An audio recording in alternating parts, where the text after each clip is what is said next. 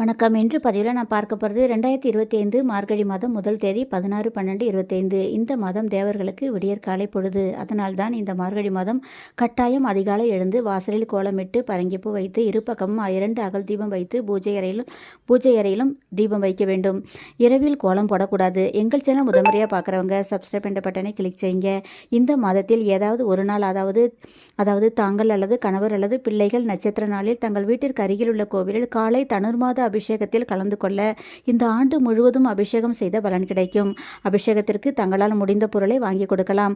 இந்த மாதத்தில் அன்னதானம் செய்வது அதீத பலனை கொடுக்கும். தங்களால் முடிந்த அளவு கோவிலுக்கு பிரசாதமாக கொடுக்கலாம். இந்த மாதம் திருமணம், நிச்சயதார்த்தம், வீடு குடிபுகுதல், புதிய அலுவலகத்திற்கு மாறுதல் கட்டாயம் கூடாது. ஏனென்றால் இந்த மாதத்தில் தான் துரியோதனன் தனது ராஜ்யத்தை இழந்தான். எங்கள் சேனல் பிடிச்சிருந்தா லைக் பண்ணுங்க, சப்ஸ்கிரைப் பண்ணுங்க, வீடியோவை ஷேர் பண்ணுங்க. நன்றி.